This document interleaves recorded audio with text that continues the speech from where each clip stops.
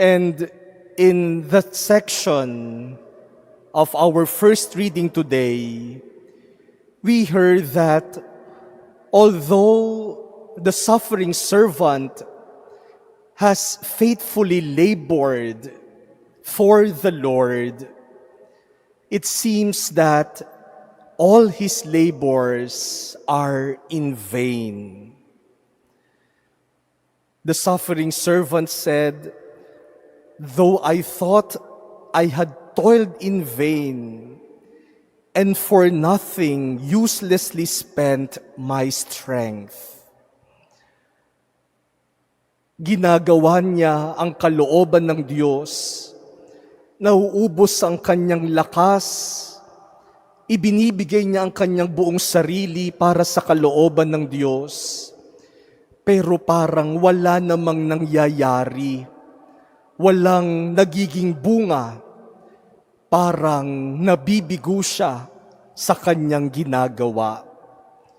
He feels as though he was a failure in doing the mission of the Lord. And this same kind of failure could be sensed in our gospel today.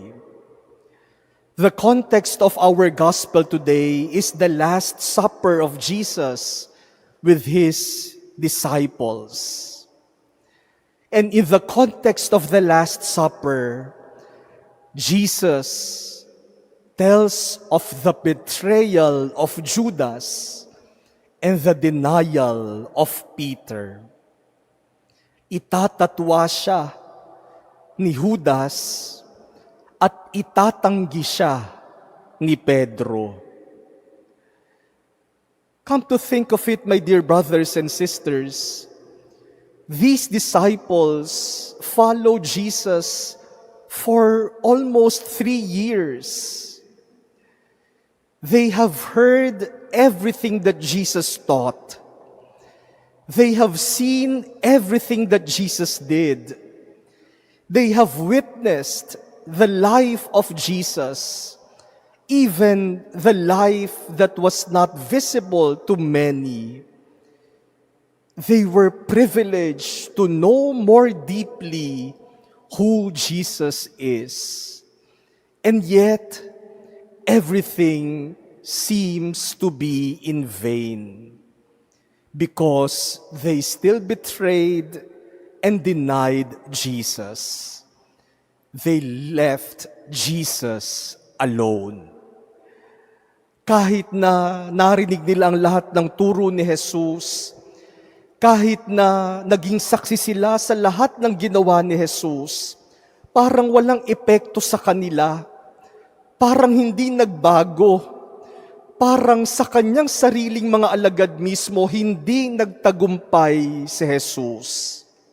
Nasayang yata ang kanyang pagtuturo dahil yung kanyang sariling mga alagad pa ang magtatakwil at magtatanggi sa kanya. That is why when Judas left, the Gospel of St. John explicitly says, it was night. Gabi na.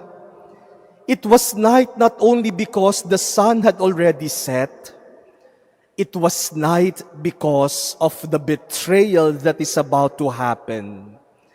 It was night, it was dark because of the denial of Peter that is about to happen.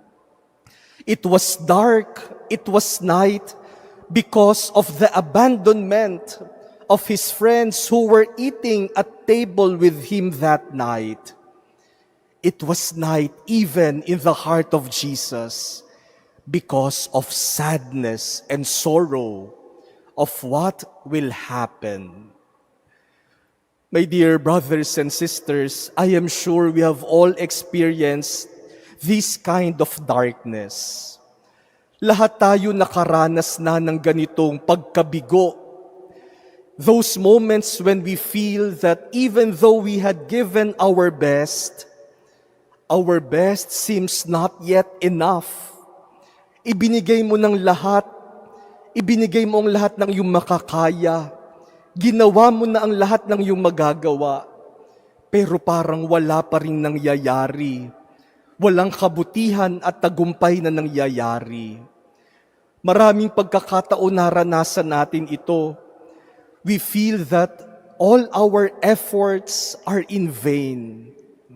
Lahat naman ginawa ko na, pero bakit wala pa ring mabuting bunga? My dear brothers and sisters, when we experience this, let us remember what Jesus did.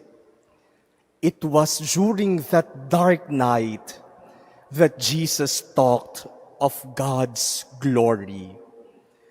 If you listen well to the gospel, you would see that after Judas left, Jesus spoke of God's glory.